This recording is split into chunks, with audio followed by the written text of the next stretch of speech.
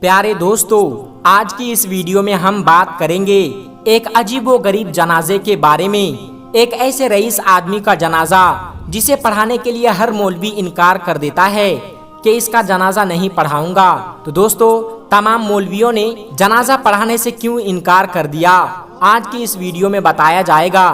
لیکن ویڈیو شروع کرنے سے پہلے آپ لوگوں سے ایک چھوٹی سی گزارش ہے کہ اس ویڈیو کو ایک لائک کر کے چینل کو سبسکرائب ضرور کر لیجئے گا۔ دوستو، کسی شہر میں ایک ایسا آدمی رہتا تھا جس کے پاس اللہ تبارک و تعالیٰ کا دیا ہوا سب کچھ تھا۔ اللہ نے اس کو دولت، عزت، شہرت، اولاد، الغرض، دنیا کی ہر نعمت سے نوازا تھا، لیکن ان سب کے باوجود یہ ایک نیک، ایماندار اور اللہ والے انسان تھے، اور مال کا زیادہ تر حصہ غریبوں، مسکینوں اور یتیموں پر خرچ کر دیا کرتے تھے، اور ہمیشہ غریبوں کی مدد کیا کرتے تھے۔ اس کا ایک لوتا بیٹا تھا جو اپنے باپ سے بالکل الگ تھا۔ رئیس اپنے بیٹے کو ہمیشہ سمجھاتے رہتے تھے کہ بیٹا، دنیا کی مال و دولت پر کبھی گھمنڈ مت کرنا، مت بھولو یہ دولت اللہ کی آزمائش ہے، اس لیے بیٹا اس دولت میں غریبوں، یتیموں اور پریشان لوگوں کا حصہ رکھا کرو، کیونکہ ایک دن ایسا آئے گا کہ یہ دولت اسی دنیا میں رہ جائے گی، اور تیرے ساتھ جو کچھ جائے گی وہ صرف تیرا کفن ہوگا۔ رئیس کا بیٹا دولت اور دنیا ہی کو سب کچھ سمجھتا تھا، اس پر اپنے باپ کی باتوں کا کوئی اثر نہیں ہوتا تھا۔ وقت گزرتا رہا، ایک وقت ایسا بھی آیا کہ وہ رئیس سخت بیمار ہو گیا، اور کافی علاج کے بعد بھی کوئی بہتری نہیں آئی۔ ایک دن رئیس نے اپنے منشی کو بلایا اور ان کو ایک خط کا لفافہ دیا اور کہا کہ منشی، یہ خط کا لفافہ میرے بیٹے کو اس وقت دینا جب میرا جنازہ قبرستان میں رکھا جائے۔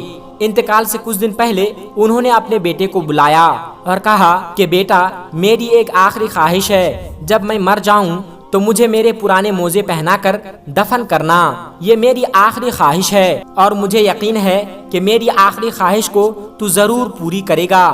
باپ نے بیٹے سے وعدہ کر لیا، اور بیٹے نے باپ کو یقین دلایا کہ وہ ان کی یہ خواہش ضرور پوری کرے گا۔ اس کے بعد وہ رئیس آدمی کا انتقال ہو گیا۔ رئیس کی لاش کو غسل دیا گیا، کفن پہنانے کے ساتھ بیٹے نے باپ کی خواہش کے مطابق پرانے موزے پہنائے، جنازہ قبرستان میں لایا گیا۔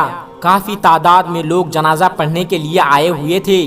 شہر کا بہترین مولوی ان کی نماز جنازہ پڑھانے کے لیے آیا ہوا تھا، مگر جب معلوم ہوا کہ لاش کو موزے پہنائے گئے ہیں تو مولوی نے نماز جنازہ پڑھانے سے انکار کر دیا۔ رئیس کے بیٹے کو بلا کر کہا کہ یہ شریعت کے خلاف ہے، شریعت اس بات کی اجازت بالکل بھی نہیں دیتا، لہٰذا میت سے موزے اتار لیے جائے۔ بیٹے نے مولوی کی بات ماننے سے صاف انکار کر دیا۔ رئیس کے بیٹے نے کہا کہ یہ میرے باپ کی آخری خواہش تھی جو انہوں نے مرنے سے پہلے وعدہ لیا تھا، لہٰذا ان کی یہ خواہش میں ضرور پوری کروں گا۔ اب قبرستان میں ایک مسئلہ بن گیا، سب لوگ رئیس کے بیٹے کو سمجھا رہے تھے، مگر وہ کسی کی بات نہیں مان رہا تھا۔ انہوں نے شہر کے بڑے بڑے علماء کرام سے رابطہ کیا، ان کو پیسوں کی لالچ دی کہ وہ نماز جنازہ آ کر پڑھائے، مگر شہر کے کسی بھی عالم نے اس کی یہ بات نہیں مانی۔ ہر ایک نے یہی کہا کہ یہ شریعت کے خلاف ہے، مردے کو سوائے کفن کے کوئی اور چیز نہیں دی جا سکتی۔ قبرستان میں عوام اور علماء کرام کا ہجوم اکٹھا ہو گیا۔ اسی حالت میں رئیس کا منشی لوگوں کی صفوں کو چیرتا ہوا حاضر ہوا، اور اس نے اس رئیس کے بیٹے کو اپنے پاس بلایا۔ وہ خط جو رئیس نے منشی کو دیا تھا اور کہا تھا کہ یہ خط میرے بیٹے کو اس وقت دینا جب میرا جنازہ قبرستان میں رکھا جائے، تو منشی نے وہ خط اس کے بیٹے کو دے دیا اور کہا کہ آپ کے ابا نے یہ مجھے دیا تھا اور کہا تھا کہ یہ ان کی وصیت ہے، میں یہ خط اس کو اس وقت دوں جب ان کا جنازہ قبرستان میں رکھا ہو۔ رئیس کے بیٹے نے خط ہاتھ میں لیا، اسے کھول کر دیکھا، اس میں یہ لکھا ہوا تھا کہ میرے پیارے بیٹے، میں شہر کا سب سے امیر آدمی تھا، مگر دیکھ لے آج میں اپنے ساتھ یہ پرانے موزے بھی لے کر نہیں جا سکتا۔ میرے بیٹے، میرے ساتھ سوائے میرے کفن کے میری قبر میں کوئی بھی چیز نہیں جائے گی۔ جو کچھ میں نے دنیا میں کمایا، جو مال و دولت دنیا میں نے اکٹھا کیا، سب کچھ دنیا میں ہی رہ جائے گا۔ میرے بیٹے میں تجھے وصیت کرتا ہوں میں جو کچھ چھوڑ کر جا رہا ہوں اسے نیک راہ پر خرچ کرنا۔ میرے بیٹے دولت پر کبھی تکبر نہ کرنا، کبھی گھمنڈ مت کرنا۔ اس نے جب خط کو پڑھا زاروں قطار رونے لگا اور اپنے باپ کے موزے اتار دیے۔ نماز جنازہ پڑھایا گیا اور اسے دفن کر دیا گیا۔ اس کے بعد اس بیٹے نے باپ کی طرح کام کیا۔ اس نے اپنے مال و دولت کا زیادہ تر حصہ غریبوں، یتیموں اور مسکینوں میں خیرات کر دیا اور ایک اچھی زندگی گزارنے لگا۔ دوستو کچھ واقعات، قصے اور کچھ کہانیاں گزر جاتے ہیں لیکن انسان کے لیے کافی سبق چھوڑ جاتے ہیں۔ سچ ہے جب انسان مرتا ہے تو مر ہی جاتا ہے اور سوائے کفن کے اپنے ساتھ قبر میں کوئی بھی چیز نہیں لے جا سکتے، اور جو چیز ہمارے ساتھ قبر میں جاتی ہے وہ ہمارے نیک اعمال ہے۔ دوستو اب ہم آپ کو بتاتے ہیں کہ ہمارے پیارے نبی حضرت محمد صلی اللہ علیہ وسلم نے فرمایا کہ ایک مسلمان کے دوسرے مسلمان پر 6 حق ہیں۔ اگر کوئی شخص اپنے مسلمان بھائی کا حق مارتا ہے یا اس کو اس کا حق نہیں دیتا تو وہ شخص اللہ تبارک و تعالیٰ کے نزدیک گناہگار اور مجرم سمجھا جاتا ہے۔ اس لیے اپنے مسلمان بھائی کا حق نہ مارے اور اسے اس کا حق دینے کی پوری کوشش کریں تاکہ وہ انسان گناہگار نہ ہو۔ تو وہ 6 حق کیا ہیں؟ چلیے دیکھتے ہیں۔ نمبر 1، جب کسی مسلمان بھائی کو کہیں دیکھے تو سب سے پہلے اس کو سلام کرے، کیونکہ اللہ کے رسول کا یہ معمول تھا کہ جب بھی کسی انسان کو دیکھتے تو سب سے پہلے اس کو سلام کرتے، پھر دوسری بات کرتے۔ لیکن آج کل مسلمان ایسا نہیں کرتا بلکہ ملاقات ہوتے ہی بات کرنے لگتے ہیں۔ یہ اسلام کے خلاف ہے۔ اس لیے جب بھی کسی مسلمان سے ملاقات ہو تو سب سے پہلے سلام کرے، اور سلام کرنا سنت ہے۔ نمبر 2، دعوت قبول کرنا۔ جب کوئی مسلمان آپ کو دعوت دے اسے قبول کریں، یعنی اگر کسی انسان کے یہاں افطاری یا کسی خوشی میں شریک ہونے کے لیے دعوت دے یا کسی بھی قسم کی دعوت ہو اور وہ آپ کو دعوت پر مدعو کرنے آیا ہے تو اس کو منع نہ کرے بلکہ اس کی دعوت کو قبول کرے۔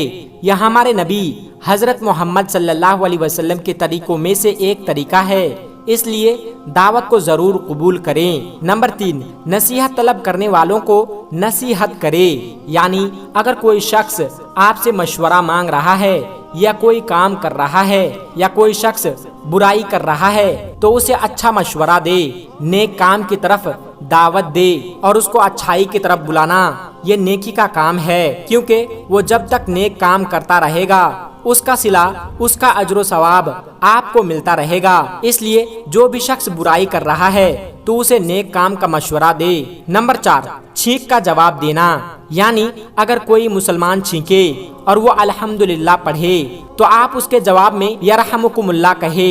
ایسا کرنے سے اللہ کے نزدیک نیکی کے حقدار ہوں گے، اور چھینکنے والا الحمدللہ نہ کہے تو آپ پر اس کا جواب دینا ضروری نہیں ہے، اس لیے چھینکنے والے کے جواب میں یرحمکم اللہ ضرور کہے۔ نمبر 5، جب کوئی بیمار ہو تو اس کی عیادت کرے، یعنی اگر کوئی مسلمان بھائی بیمار ہے تو اس کو دیکھنے ضرور جائے، بلکہ جب اس کو دیکھنے جائے تو کوئی کھانے کی چیز ضرور ساتھ لے کر جائے۔ ایسا کرنے سے اس انسان کے دل میں آپ کے لیے محبت پیدا ہوگی، اور سب سے بڑھ کر اللہ تبارک و تعالیٰ کے نزدیک جنت کے حقدار ہوں گے۔ اس لیے بیمار آدمی کو ضرور دیکھنے جایا کرے۔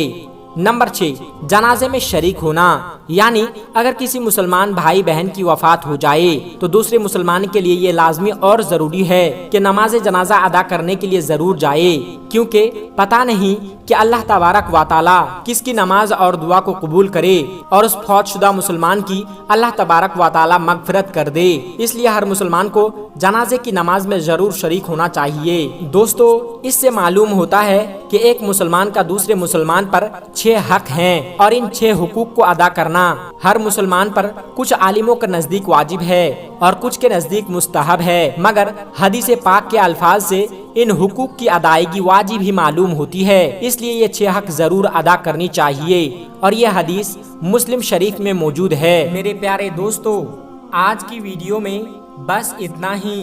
اگر آپ کو یہ ویڈیو ذرا بھی اچھی لگی ہو تو اس ویڈیو کو ایک لائک کر کے ہمارے چینل سبسکرائب ضرور کر لیجئے گا، تاکہ ایسے ہی اسلامی اور معلوماتی ویڈیو آپ کو روزانہ کی بنیاد پر ملتی رہے۔ اور ہاں دوستو، ویڈیو کو شیئر کرنا مت بھولیے گا، کیونکہ حدیث پاک میں واضح طور پر یہ بتائی گئی ہے کہ دین اسلام کی باتوں کو دوسروں تک پہنچانا صدقہ جاریہ ہے۔ اس لیے اس ویڈیو کو اپنے کچھ قریبی دوستوں تک پہنچا کر اس نیک کام میں حصہ ضرور لیں، اور آپ کے اس نیک کام سے بہت سارے لوگوں کو اچھی باتیں معلوم ہو جائے گی۔ دوستو، ملتے ہیں پھر ایک نئی ویڈیو کے ساتھ، تب تک اپنا اور اپنوں کا بہت زیادہ خیال رکھیے گا۔